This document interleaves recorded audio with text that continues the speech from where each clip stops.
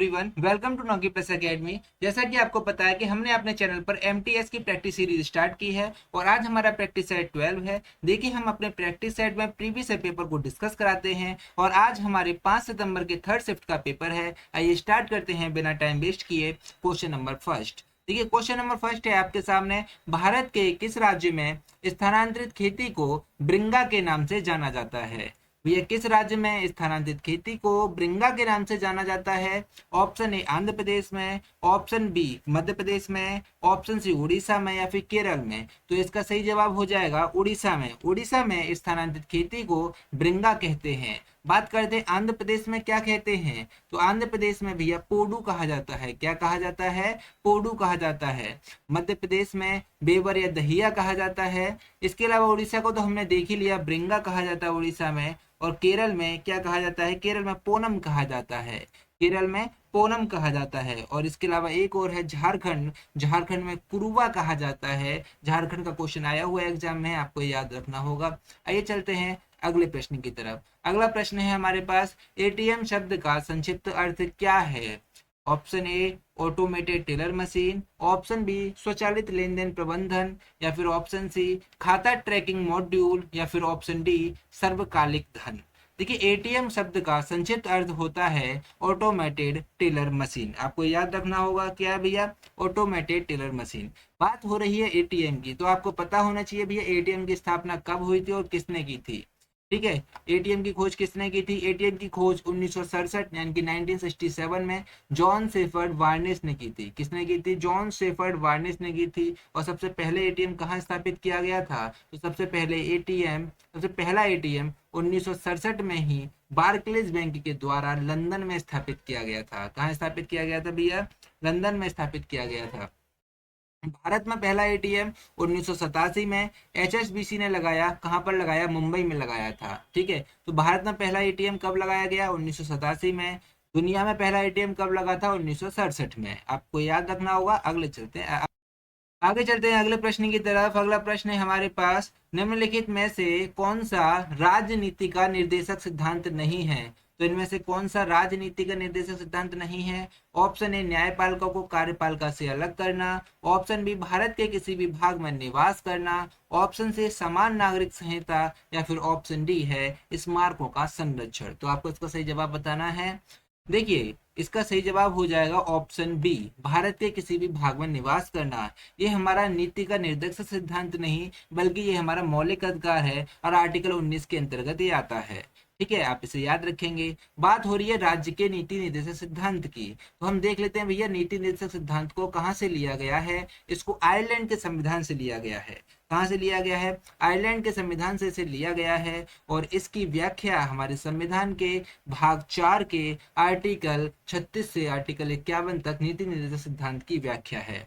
जब आपको पता है भैया आर्टिकल 36 से लेकर 51 तक इसकी व्याख्या है, तो आपको पता होना चाहिए भैया कि न्यायपालिका को कार्यपालिका से अलग करना कौन से आर्टिकल में आता है। तो ये आता है आर्टिकल 50 में। इसके अलावा समान नागरिक संहिता कौन से आर्टिकल में आता है? ये आता है आर्टिकल 44 में। और स्मारकों का संरक्षण ये आता है आर्टिकल 49 में। आपको याद रखना होगा। आइए आगे चलते हैं अगला प्रश्न की तरफ। अगला प्रश्न है हमारे पास, भारत के किस पड़ोसी देश की आधिकारिक भाषा द्विवेही है? तो भैया, किस पड़ोसी देश की आधिकारिक भाषा द्विवेही है? ऑप्शन ए मालदीव की, ऑप्शन बी श्रीलंका की, ऑप्शन सी भूटान की, या फिर चीन की। तो इसका सही जवाब हो जाएगा मालदीव। मालदीव की आधिकारिक भाषा द्विवेही है। ठीक है, आप इसे याद रखेंगे। अब हम भारत के सभी पड़ोसी देश देख लेते हैं और सभी पड़ोसी देशों की राजधानी, मुद्रा और भाषा देख लेते हैं, क्योंकि यहाँ से एक क्वेश्चन एग्जाम में आ जाता है। देखिए, सबसे पहले हम देख रहे हैं मालदीव की, तो मालदीव का जिक्र किया है, तो आपको पता होना चाहिए मालदीव की राजधानी माले है और मुद्रा है मालदीवियन रुपया, और इसके अलावा इसकी भाषा है द्विवेही। ठीक है, अब बात करेंगे चीन की। ये हमारा पड़ोसी देश चीन है। चीन की राजधानी है बीजिंग और इसकी मुद्रा का नाम है रेनमिनवी। क्या है भैया? रेनमिनवी। और इसकी भाषा है मंदारिन। तो चीन की आधिकारिक भाषा क्या है? मंदारिन है। बांग्लादेश को देखेंगे तो बांग्लादेश की राजधानी है ढाका और बांग्लादेश की मुद्रा का नाम है टका, और यहाँ पे भाषा बोली जाती है बंगाली। कौन सी भैया? बंगाली। बात करेंगे पाकिस्तान की राजधानी इस्लामाबाद, मुद्रा है पाकिस्तानी रुपया और भाषा है पाकिस्तान की उर्दू। क्या है भैया? भाषा उर्दू है। आइए आगे देखेंगे अफगानिस्तान को। अफगानिस्तान की राजधानी काबुल है और मुद्रा है अफगानिस्तान की अफगानी और यहाँ की राजकीय भाषा है दारी पश्तो। क्या है भैया? दारी पश्तो। ये भैया भाषा को जरूर याद रखेंगे, इसके अलावा राजधानी वगैरह सारी चीजें याद रखेंगे, क्वेश्चन एग्जाम में आती हैं। बात करेंगे म्यांमार की, तो म्यांमार की राजधानी का नाम है नेपीदा। क्या भैया? नेपीदा। और मुद्रा है म्यांमार क्यात और भाषा है बर्मी। आगे देखेंगे नेपाल को। नेपाल की राजधानी काठमांडू है और नेपाल की मुद्रा है नेपाली रुपया और भाषा है नेपाली। भूटान की राजधानी थिम्पू है और भूटान की मुद्रा का नाम है इंगुलट्रम और भूटान की भाषा का है जोंगखा। क्या है भैया? भाषा जोंगखा भाषा है। ठीक है, याद रखेंगे। इसके अलावा श्रीलंका की नई राजधानी है श्री जयवर्धनेपुरम कोट्टे। क्या भैया? श्री जयवर्धनेपुरम कोट्टे और इसकी मुद्रा है श्रीलंकाई रुपया और यहाँ की भाषा है सिंगली और तमिल। कौन सी भाषा भैया? सिंगली और तमिल श्रीलंका की भाषाएं हैं। आगे चलेंगे अगले प्रश्न की तरफ। उम्मीद करता हूँ समझ आया होगा। आगे चलते हैं अगला प्रश्न। अगला प्रश्न है हमारे पास, भारत में प्रथम महिला विश्वविद्यालय की स्थापना किसने की थी? तो प्रथम महिला विश्वविद्यालय की स्थापना के बारे में इसने हमसे पूछा है, ना कि विद्यालय के बारे में।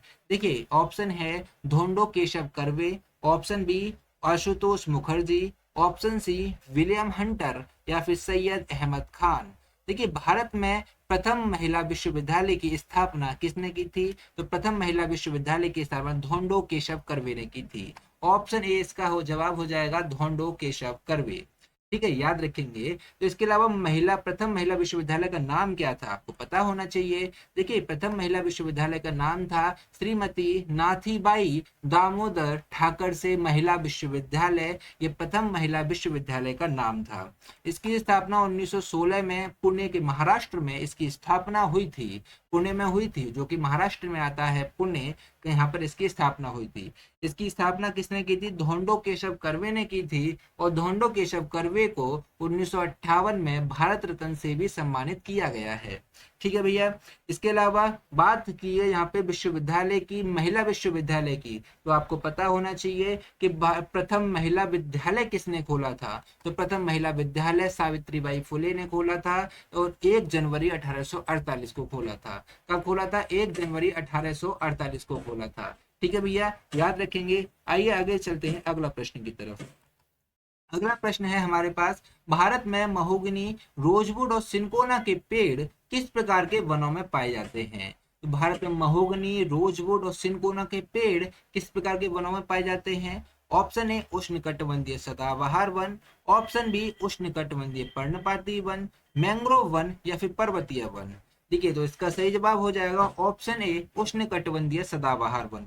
इसका सही जवाब क्या हो जाएगा? ऑप्शन ए उष्णकटिबंधीय सदाबहार वन। आगे अगला प्रश्न है हमारे पास, लेबांग बुमानी नृत्य कहाँ का फसल नृत्य है? तो लेबांग बुमानी नृत्य भैया कहाँ का फसल नृत्य है? मिजोरम का, त्रिपुरा का, असम का या फिर मेघालय का? कहाँ का है भैया? तो लेबांग बुमानी जो है वो त्रिपुरा का फसल नृत्य है। कहाँ का भैया? त्रिपुरा का फसल नृत्य है। अब देख लेते हैं त्रिपुरा में और कौन कौन से नृत्य होते हैं।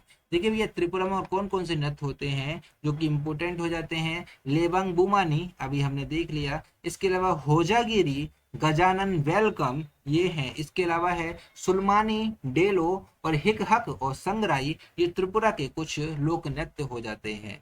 बात करेंगे मिजोरम की, तो मिजोरम में कुछ इंपोर्टेंट नृत्य देख लेते हैं। मिजोरम में है चेराव और सरलामकाई, छेलाम नृत्य और तेलंगम।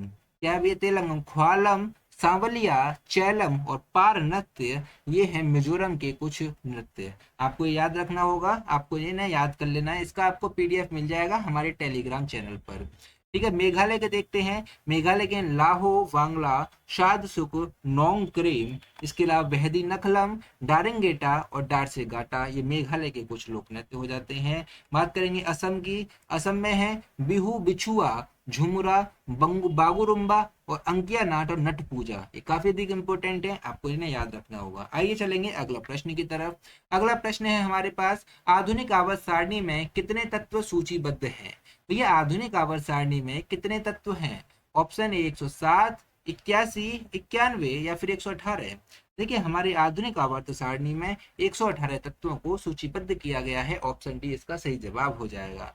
ठीक है भैया, बात हो रही है आवर्त सारणी की, तो आपको पता होना चाहिए आवर्त सारणी के जनक किसको कहा जाता है। मेंडलीव को आवर्त सारणी का जनक कहा जाता है। इन्हें भाई क्यों कहा था, क्योंकि ये पहले वैज्ञानिक थे जिन्होंने तत्वों को आवर्त सारणी में व्यवस्थित किया था। और इन्होंने जो तत्वों को व्यवस्थित किया था वो परमाणु भार पर आधारित थे। किस पर आधारित थे भैया, परमाणु भार पर आधारित होकर इन्होंने तत्वों को आवर्त सारणी में व्यवस्थित किया था। ठीक है, याद रखेंगे। लेकिन आधुनिक आवर्त सारणी के जनक मोजले को कहा जाता है। आधुनिक आवर्त सारणी के जनक मोजले को कहा जाता है क्योंकि इन्होंने तत्वों को उनके परमाणु क्रमांक के अनुसार आवर्त सारणी में सजाया था। ठीक है, याद रखेंगे। देखिए आवर्त सारणी का जनक पूछेगा तो आपको इसका जवाब देना मेंडेलीव। लेकिन अगर आधुनिक आवर्त सारणी का जवाब पूछेगा तो इसका जवाब देना जनक मोजले। क्या है भैया, मोजले। अच्छा, और इसके अलावा आधुनिक आवर्त सारणी में 7 आवर्त हैं, 18 वर्ग हैं और 18 वर्ग और 118 तत्व हैं। 7 आवर्त और 118 वर्ग में 118 तत्व आते हैं। ठीक है भैया, आगे चलते हैं अगले प्रश्न की तरफ। अगला प्रश्न है हमारे पास, सांची स्तूप किस राज्य में स्थित है। बिहार में है, उत्तर प्रदेश में है, गुजरात में है, मध्य प्रदेश में है। तो भैया सांची स्तूप मध्य प्रदेश में स्थित है और इसे राजा अशोक ने बनवाया था। किसने बनवाया था, अशोक ने बनवाया था। आगे अगला प्रश्न देखते हैं। अगला प्रश्न है हमारे पास, असिकनी जो सप्त सिंधु का एक हिस्सा थी, असिकनी जो सप्त सिंधु का एक हिस्सा थी, वर्तमान समय में निम्नलिखित में से किस नदी का नाम है। झेलम का, व्यास का, चिनाब का या रावी का। देखिए असिकनी जो सप्त सिंधु का एक हिस्सा थी, ये इसका वर्तमान नाम चिनाब है। क्या है इसका वर्तमान नाम, चिनाब है। अच्छा, हम सप्त सिंधु की 7 नदियां देख लेते हैं और उनके वर्तमान नाम और उनके प्राचीन नाम भी देख लेते हैं। ठीक है, आइए देखते हैं। देखिए इनके वर्तमान नाम प्राचीन नाम देखेंगे। देखिए सिंधु, जिसको आज हम सिंधु कहते हैं, इसका प्राचीन नाम है सुवास्तु। क्या भैया, सुवास्तु। झेलम, झेलम का प्राचीन नाम बितस्ता है। इसके अलावा चिनाब, चिनाब का प्राचीन नाम है अक्सनी। क्या भैया, अक्सनी। और है रावी, रावी का प्राचीन नाम है परुष्णी। क्या भैया, परुष्णी। और व्यास का प्राचीन नाम है बिपाशा। और इसके अलावा सतलुज का प्राचीन नाम है शतुद्री। क्या है भाई, शतुद्री। और सरस्वती का प्राचीन नाम है दृश्य द्वर्ती। क्या भैया, दृश्य द्वर्ती। आप इसे याद रखेंगे। ठीक है, उम्मीद करता हूँ सब समझ में आया होगा। अगला प्रश्न देखते हैं।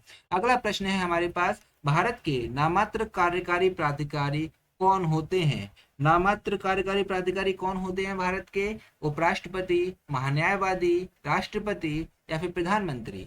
देखिए नामात्र कार्यकारी नामात्र कार्यकारी प्राधिकारी होते हैं राष्ट्रपति। कौन होते हैं भैया, राष्ट्रपति। बात हो रही है राष्ट्रपति की, तो हम राष्ट्रपति के बारे में सारी नॉलेज देखेंगे, सारी चीजें देखेंगे। देखिए राष्ट्रपति, भारत के राष्ट्रपति की चर्चा हमारे संविधान के भाग 5 में और आर्टिकल 52 से लेकर आर्टिकल 61 तक है। कहां से कहां तक है भैया, आर्टिकल 52 से लेकर आर्टिकल 61 तक है। अब बात कर लेते हैं आर्टिकल 52 से लेकर 61 तक सारे आर्टिकल देखेंगे। लेकिन इसकी हमने एक ट्रिक बनाई है, इसका नाम है पकानी कोका द्वयोदशम। क्या भैया, पकानी कोका द्वयोदशम। अब देखते हैं प, जिसमें प से मतलब होता है राष्ट्रपति का पद। क्या भैया, प का मतलब पद है भैया किसका, राष्ट्रपति का। ये आर्टिकल 52 में है। इसके अलावा है का मतलब होता है कार्यपालिका का औपचारिक प्रधान होता है राष्ट्रपति। राष्ट्रपति कार्यपालिका का औपचारिक प्रधान होता है। नि का मतलब है निर्वाचन। इनका निर्वाचन एकल संक्रमणीय मत पद्धति के द्वारा अप्रत्यक्ष रूप से गुप्त मतदान के द्वारा इनका निर्वाचन होता है। इसके बाद आता है को का मतलब होता है निश्चित कोटा। यानी कि जब राष्ट्रपति चुनाव पर खड़े होते हैं तो कम से कम उन्हें इतना वोट तो चाहिए ही चाहिए होता है। कितना भैया, कुल वोट अपॉन कुल प्रत्याशी +1 और +1, इतना वोट चाहिए होगा जब भी उनके वोटों की गिनती की जाएगी। आगे देखेंगे। इसके अलावा होता है का मतलब है कार्यकाल। का से मतलब क्या होता है, कार्यकाल। राष्ट्रपति के पद का कार्यकाल कितना होता है, 5 वर्ष का होता है। फिर आता है दू का मतलब होता है दोबारा निर्वाचन। राष्ट्रपति का दोबारा निर्वाचन हो सकता है। एक राष्ट्रपति 2 बार अपने पद पर, राष्ट्रपति के पद पर खड़ा हो सकता है। अब तक केवल 2 बार निर्वाचन केवल डॉक्टर राजेंद्र प्रसाद का ही हुआ है। इसके अलावा किसी भी राष्ट्रपति का 2 बार निर्वाचन नहीं हुआ है। ठीक है, आप इसे याद रखेंगे। इसके अलावा यो का मतलब होता है योग्यता। यानी कि राष्ट्रपति के पद के लिए क्या क्या योग्यता होनी चाहिए, ये आर्टिकल 58 में व्याख्या है। और आर्टिकल 59 में है दशा। है ना, क्या क्या दशाएं होनी चाहिए, ये आर्टिकल 59 में है। इसके अलावा शाह से मतलब होता है शपथ। राष्ट्रपति की शपथ कौन दिलाता है? भारत के मुख्य न्यायाधीश, न्यायाधीश राष्ट्रपति को शपथ दिलाते हैं। आर्टिकल 61 में है महाभियोग। क्या भैया? महाभियोग। अच्छा, अब देखते हैं भैया राष्ट्रपति के निर्वाचन में भाग कौन कौन लेता है। ये क्वेश्चन एग्जाम में आता है भैया, कौन लेता है ये भाग? राष्ट्रपति के निर्वाचन में भाग जनता लेती है क्या? आप वोट डालने जाते हैं? नहीं जाते हैं। जनता भाग नहीं लेती है, बल्कि जनता के द्वारा चुने हुए प्रतिनिधि भाग लेते हैं। कौन लेते हैं भैया? जनता के द्वारा चुने हुए प्रतिनिधि भाग लेते हैं।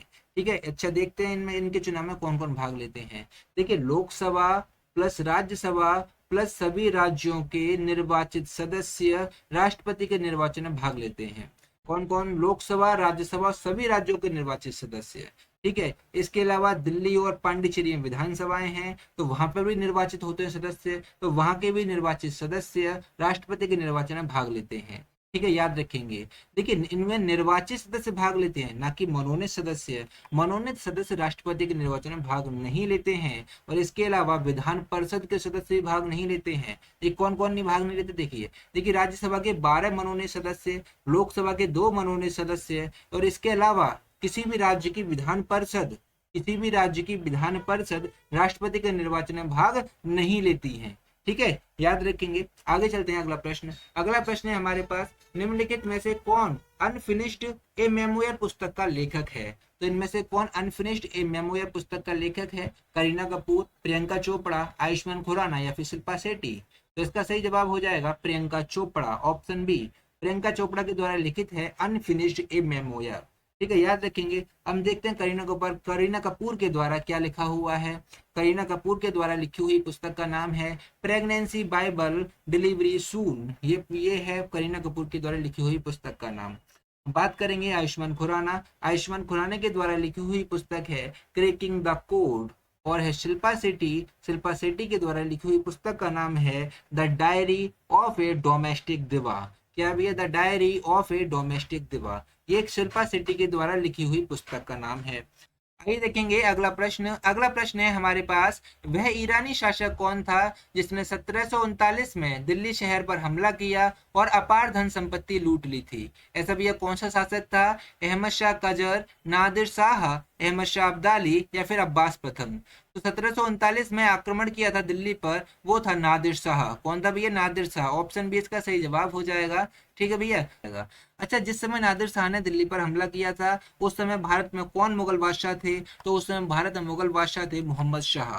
कौन थे भैया? मोहम्मद शाह, जिसने जो कि 1719 से लेकर 1748 तक मुगल बादशाह के पद पर रहे थे।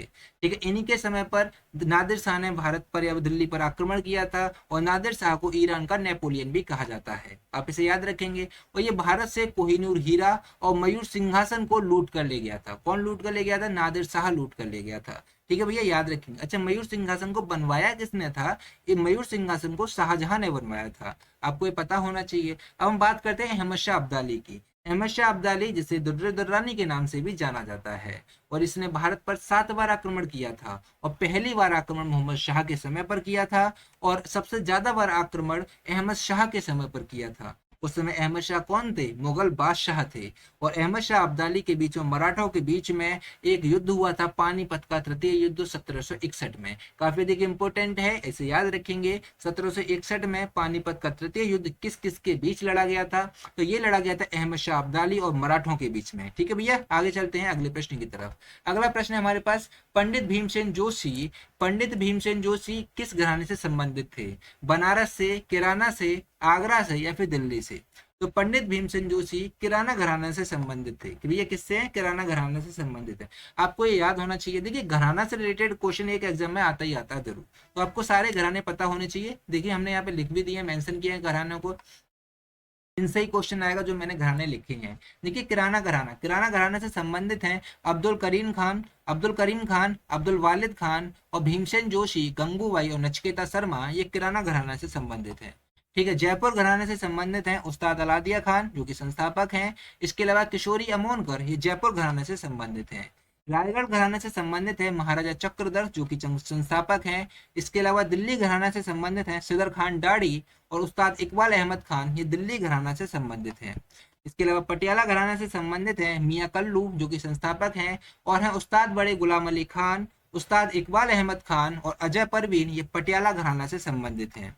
इसके अलावा पंजाब घराना से संबंधित है अल्लाह बख्श जो कि संस्थापक हैं, और मेवाती घराना से संबंधित हैं पंडित जसराज जो कि संस्थापक हैं, मोतीराम और मनीराम ये मेवाती घराना से संबंधित हैं।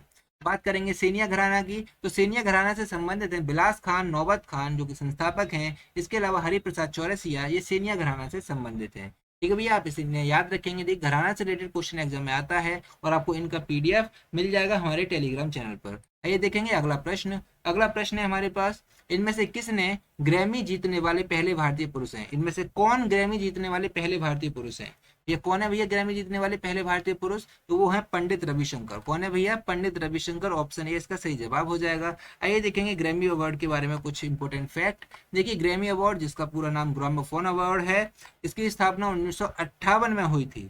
यह पुरस्कार संगीत उद्योग में उत्कृष्ट योगदान के लिए दिया जाता है, ग्रैमी अवार्ड। और इसके पुरस्कार में ग्रामोफोन की एक स्वर्ण प्रतिमा दी जाती है। क्या दी जाती है भैया? ग्रामोफोन की एक स्वर्ण प्रतिमा दी जाती है। National academy of recording arts and sciences के द्वारा संयुक्त राज्य में प्रतिवर्ष ये वाला अवार्ड दिया जाता है। पहले ये वाला ग्रैमी अवार्ड पाने वाली पहली भारतीय महिला हैं तन्वी शाह, और पहले भारतीय पुरुष हैं पंडित रविशंकर। और पंडित रविशंकर ने ग्रैमी अवार्ड 5 बार जीत लिया है। भैया कितने बार जीता? 5 बार। इसके अलावा एक नाम और आता है इंपोर्टेंट, जाकिर हुसैन का। जाकिर हुसैन को यह पुरस्कार 3 बार मिला है। कितने बार मिला भैया? 3 बार मिला। तीसरी बार 2024 में मिला है। अच्छा 2024 में किसको मिला है? देखिए 2024 में फ्यूजन संगीत समूह शक्ति ने दिस मूवमेंट के लिए ग्रैमी अवार्ड जीता है। किसने जीता भैया? फ्यूजन संगीत समूह शक्ति ने दिस मूवमेंट के लिए ग्रैमी अवार्ड जीता है। और इस समूह में 5 भारतीय शामिल है। कौन है भैया? तबला वादक जाकिर हुसैन, इसके अलावा बांसुरी वादक हरिप्रसाद चौरसिया, गायक हैं शंकर महादेवन, और है वायलिन वादक गणेश राजगोपालन। ये नाम आपको याद रखना है। किसका नाम? गणेश राजगोपालन का। इसके अलावा ताल वादक हैं सेल्वा गणेश विनायक राम। ये आपको नाम याद रखने, पांचों के पांचों नाम, क्वेश्चन इनमें से आ सकता है। ठीक है भैया, आगे देखेंगे अगला प्रश्न। अगला प्रश्न है हमारे पास, दिए गए विकल्पों में से मिल्खा सिंह की आत्मकथा का चयन कीजिए। ये दिन नहीं है भैया, सिंह है, मिल्खा सिंह है भैया। ठीक है, अच्छा दिए गए विकल्पों में से मिल्खा सिंह की आत्मकथा का चयन कीजिए। Option A century is not enough, option B the race of my life, option C the test of my life, या फिर प्लेइंग टू विन। तो मिल्खा सिंह की आत्मकथा का नाम है, मिल्खा सिंह कौन थे? धावक थे। तो इनकी आत्मकथा का नाम है the race of my life. Option B इसका सही जवाब हो जाएगा। ठीक है भाई। अच्छा a century is not enough किसकी है? तो a century is not enough ये सौरव गांगुली की आत्मकथा है। ठीक है भैया। The test of my life किसकी है? The test of my life Yuvraj Singh की आत्मकथा है। इसके अलावा playing to win Saina Nehwal की आत्मकथा है।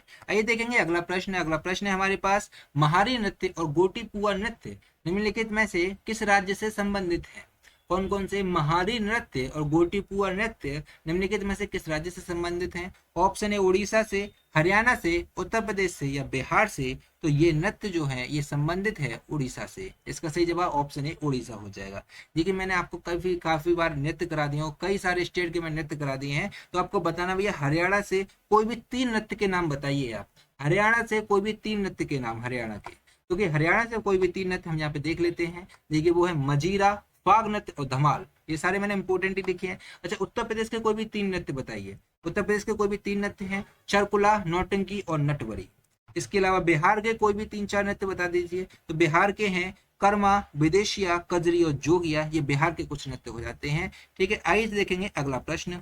अगला प्रश्न है हमारे पास, निम्नलिखित में से नर्तक की गलत जोड़ी और संबंधित नृत्य शैली की पहचान करें। तो इसमें से कौन सी भैया गलत जोड़ी है आपको बताना है। ऑप्शन ए मीनाक्षी चितरंजन भरतनाट्यम से संबंधित हैं। जी बिल्कुल सही बात है, मीनाक्षी चितरंजन भरतनाट्यम से संबंधित है।